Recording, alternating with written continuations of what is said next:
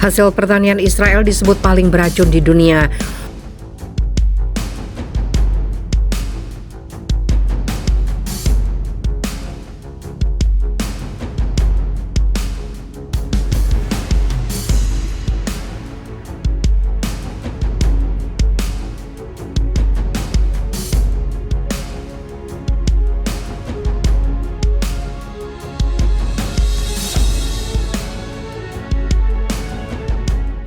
Produksi hasil pertanian Israel yang diekspor ke berbagai negara selama ini ternyata tidak seaman yang dibayangkan.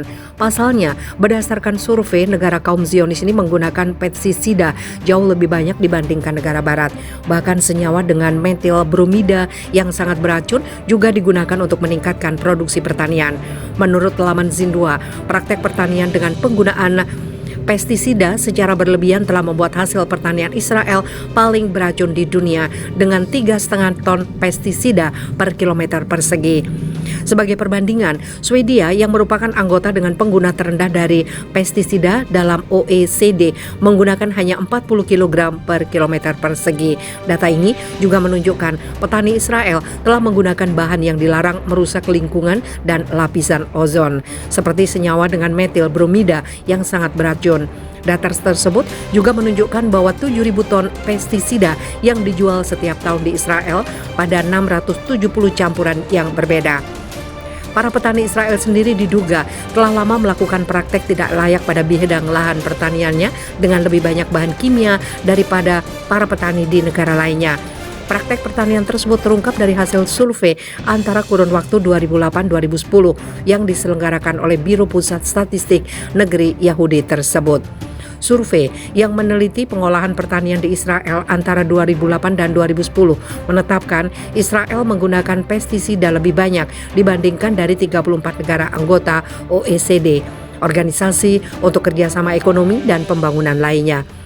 Menyikapi laporan itu, Kementerian Pertanian dan Pembangunan Pedesaan Israel sedang merevisi peraturan untuk penggunaan pestisida di Israel. Pemerintah setempat berencana untuk memperkenalkan metode yang lebih ramah lingkungan dan zat untuk membantu pembasmi hama dengan cara yang ramah lingkungan.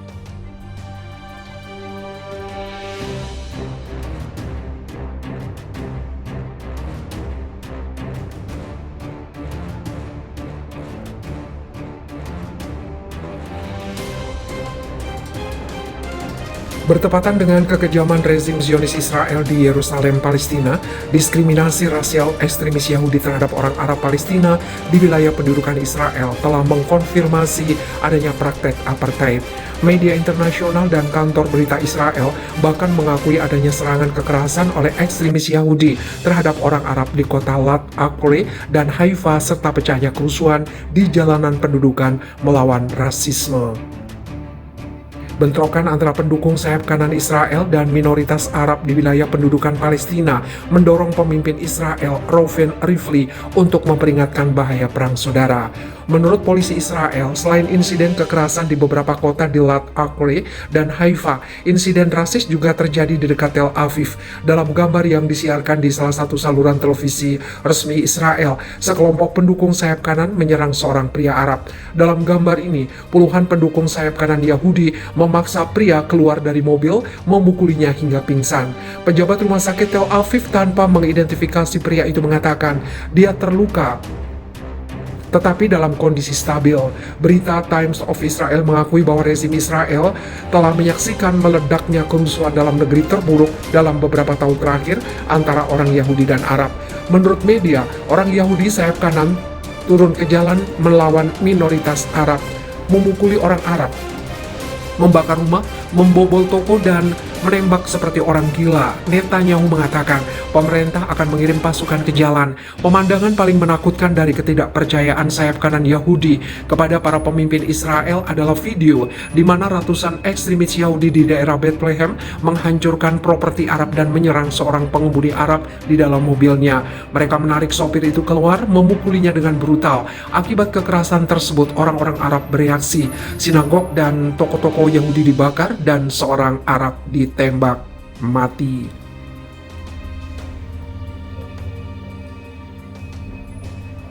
Menurut laporan media, lebih dari 400 orang telah ditangkap sejauh ini. Keadaan darurat telah diumumkan di kota Lat, tempat tinggal orang Arab dan Yahudi.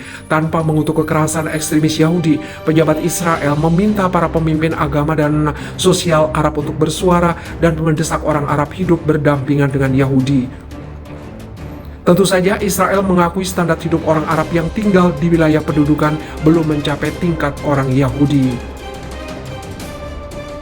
Minoritas orang Arab Israel secara ras dan budaya adalah Palestina, merupakan warga negara Israel. Rezim pendudukan di Yerusalem memiliki populasi sekitar 9 juta, di mana sekitar 1/5 hampir 2 juta adalah keturunan Arab.